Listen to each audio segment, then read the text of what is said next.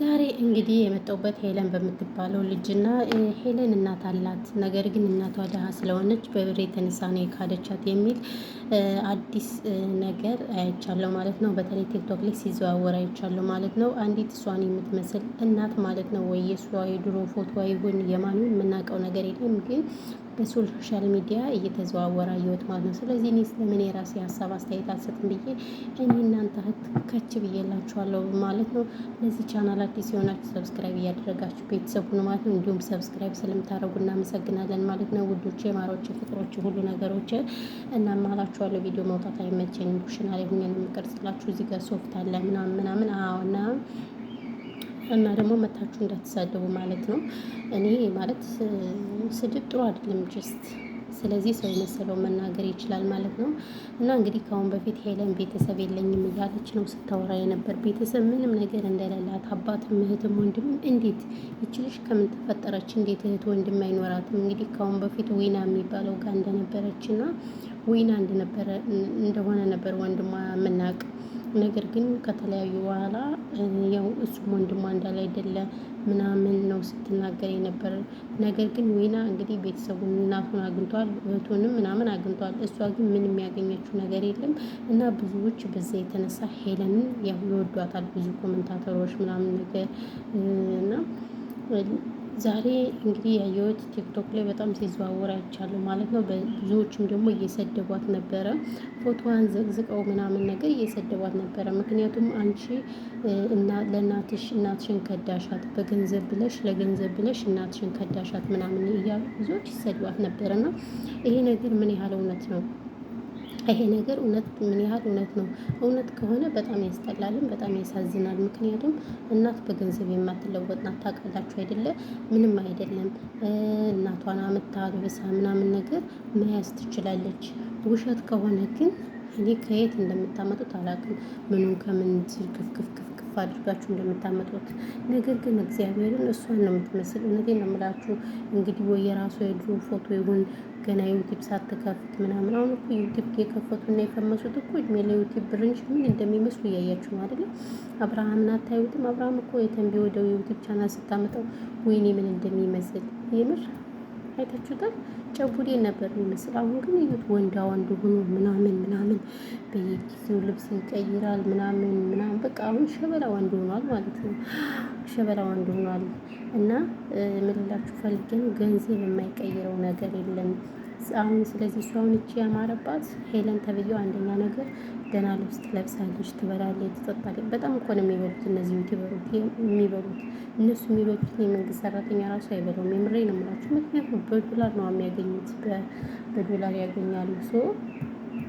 ስለዚህ ለዛ ነው ማለት ነው። እና ምንላችሁ ፈልጌ ነው፣ ምናልባት የድሮ ፎቶ ሊሆንም ላይሆንም ይችላል። ነገር ግን እኔ ኮመንታተሮች ምኑን ከምን አጋጭታችሁት ነው? ጥያቄ ለእናንተ ነው የምጠይቃችሁ። እውነቴን ነው የምላችሁ። አንዳንድ ነገር በሉ ማለት ነው። እና እኔ ለብር ብላ ከሆነ እናቷን የከዳቻት እናቷን የማትጠይቃት በጣም ነው የማዝንባት። በዚህ ልክ መሆን የለበትም። ምንም ቢሆን እናት ናት። ከምሬ ነው የምላችሁ። ለማንም ሽኮለሌ ወንድ ጋር 100 ጊዜ ነው እየተላላጠች የምናያት ሰው ልላ አድነ እንዲሁ ቤተሰብ። ስለዚህ እንደዚህ ከሆነ በጣም ነው የሚያስጠላን። ደግሞ ኮመንታተሮች እኔን ደግሞ የምትሳደቡት ነገር እኔ አይገባኝም።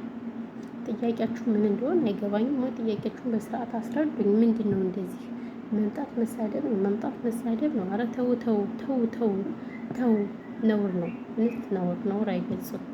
ያለው ነገር ይሄ ነው። መሳደብ ምንም አይደል። አበረታቱ ነው ይልቁንስ ማበረታታት ነው ያለባችሁ። እሺ ውዶቼ፣ ማሮቼ፣ ፍቅሮቼ ምን አስባችሁ ነው እንዴ?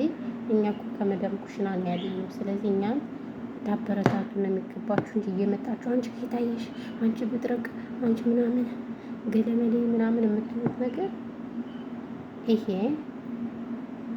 ፈጽሞ ስህተት ነው ብዬ ነው ማስብ። እንደኔ እውነቴን ነው የምላችሁ። እውነቴን እንዴ እነሱን ሳትሳደቡ ከኛ ላይ የምታሞጠሙጡት ነገር እኔ ምንም ሊገባኝ አልቻለም። እናንተ ሰዎች እንደው ይቅርታ አድርጉልኝና ማለት ነው።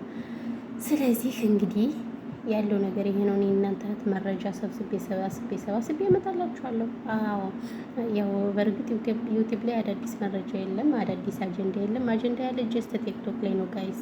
ቲክቶክ ላይ ማይ ጋድ አዲስ አጀንዳ አለ ብታዩ ማለት ነው። አዲስ ያልተነካ ያልተዳሰሰ ትኩስ መረጃ ነው የምናገኘው። በተለይ ከወደ ዱባይማ በቃ አዳዲስ መረጃ ነው። ሲፈልጉ ያስጠነቁላሉ፣ ሲፈልጉ ልጅ ወልዶ በባንዲራ ጠቅልለው ይጥላሉ፣ ሲፈልጉ ደግሞ ደላላን እንዲሉና ደላላውን ያመጣሉ። ያለምንም ከፊል ማለት ነው ያመጡና ከዚህ ይወረውሩታል ሜዳ ላይ። እና ዱባይ በጣም ኃይለኛ አጀንዳ አለ። በጣም በጣም እና የት ናችሁ እነ ሳውዲ እነ ኩዌት እነ ኳታር? እኛም አንዳንዴ አጀንዳ መፍጠር አለብን እንዴ! ሁልጊዜ ከዱባይ ተው እንጂ። ዱባይ ሁሉም ባለሱቅ ናቸው፣ ሁሉም ነጋዴ ናቸው። አሁን እኛ ምስኪኖች ከምንም የለንበት፣ ከንግዱ የለንበት፣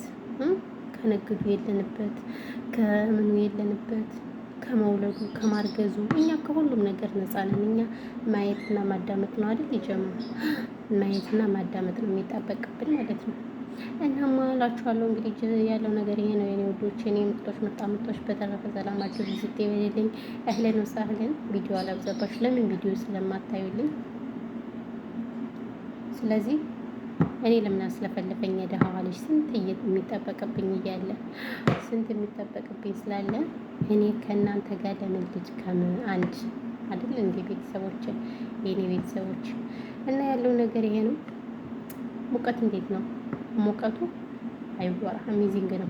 እና ለማንኛውም እንግዲህ ይሄን ያህል ካወራን ይበቃናል ማለት ነው። እንግዲህ ስለ ሄለን ጉዳይ የምታውቁ ሰዎች ሹክ በሉን ማለት ነው። አዎ እኛም ያው እንግዲህ ከእናንተ ከስር እየመጣን አንዳንድ ነገር እናቀብላችኋለን ማለት ነው። እስከዛው ድረስ ግን በሌላ ቪዲዮ እስከምንገናኝ ድረስ ሰላማችሁ ብዙ ትትረፍረፍ ይበልልኝ። እኔ ምርጦች ወዳችኋለሁ። ውሃ ጠጡ ደግሞ የኔ ወዶች፣ ውሃ ጠጡ። ሙቀት ስለሆነ እኔ ድምፄን ራሱ ዘግቶኛል። ታዩም አሁን እኮ ድምፄን ዘግቶኛል። አስባችሁታል?